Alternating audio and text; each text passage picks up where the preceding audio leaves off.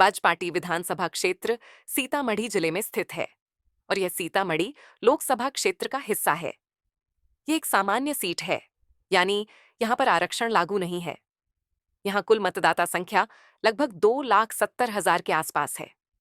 इनमें पुरुष मतदाता करीब 1,40,000 और महिला मतदाता लगभग 1,30,000 के आसपास हैं।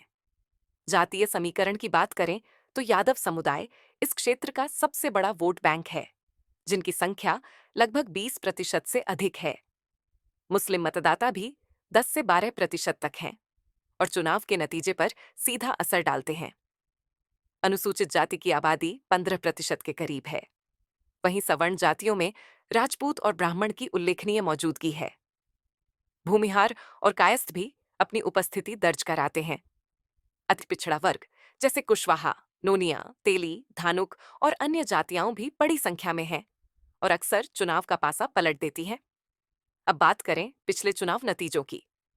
2020 के विधानसभा चुनाव में राष्ट्रीय जनता दल आरजेडी की प्रत्याशी रूबा देवी ने जीत हासिल की थी। उन्हें लगभग 84,000 वोट मिले। दूसरे स्थान पर रहे भारतीय जनता पार्टी बीजेपी के उम्मीदवार को लगभग 80,000 वोट मिले। जीत का अंतर करीब 4,000 वोटों का था, यानी मुकाबला बेहद कड़ा रहा।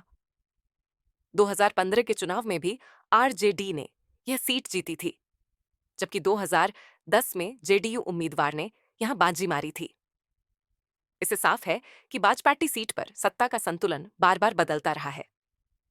मुख्य मुद्दों में बेरोजगारी, शिक्षा, सड़क और स्वास्थ्य सेवाएं सबसे अहम हैं। साथ ही बाढ़ और जल जमाव भी यहाँ की बड़ी समस्याएं हैं। कृषि ही यहाँ की मुख्य आजीविका है, लेकिन सिंचाई और बुनियादी ढांचे की कमी लगातार जनता के बीच असंतोष पैदा करती है। 2025 के चुनाव में यह मुकाबला त्रिकोणीय हो सकता है। यादव और मुस्लिम मतदाता आरजेडी को मजबूती देते हैं, जबकि सवर्ण और अति पिछड़ा वर्ग एनडीए की रीढ़ माने जाते हैं। अनुसूचित जाति का वोट भी निर्णायक भूमिका निभाता है।